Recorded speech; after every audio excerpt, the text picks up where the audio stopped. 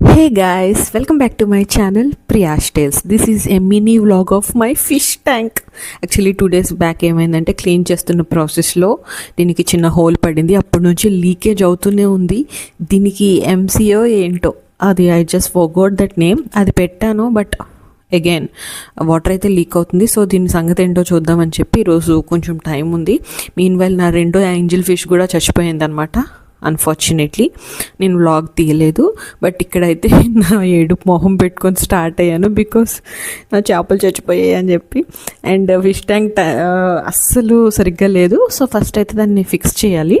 So ఇక్కడైతే అశోక్ నేను start అయ్యాం. I'm having my sweet lassi on the way.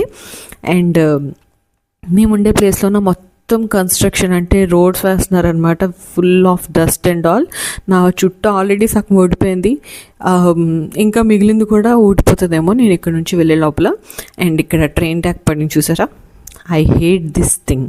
And ఇక్కడైతే ఒక కొత్త ఫిష్ అక్వేరియం షాప్కి వచ్చాం. నా టైం చూడండి గైస్, యాక్చువల్లీ నా దగ్గర అక్వేరియం నీట్గా ప్రాపర్గా ఉన్నప్పుడు నేను ఫిషెస్ కోసం వెతికేదాన్ని, మంచి మంచి ఫిషెస్ చిన్న చిన్నవి.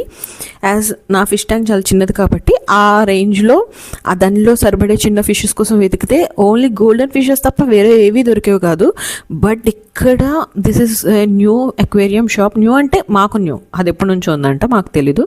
But very very better fishes. ఆ ఫిషెస్ ఈ ఫిషెస్ అన్నీ భలే క్యూట్గా అనిపించాయి. అండ్ నా హార్ట్ అక్కడి నుంచి వీటి మీదకి వచ్చింది. అశోక్ బుర్ర తినేసాను, నాకు లవ్ బర్డ్స్ కొని అని చెప్పి. సో అశోక్ అయితే ఫస్ట్ దీన్ని ఫిక్స్ చేద్దాం, తర్వాత దీనికోసం ఆలోచిద్దాం అన్నాడు. సో దీనికోసం ఇంకా పార్ట్ 2 కూడా ఉంది. మేము గ్లాస్ ఫిక్స్ చేసామో లేదా జస్ట్ వెయిట్ అండ్ వాచ్.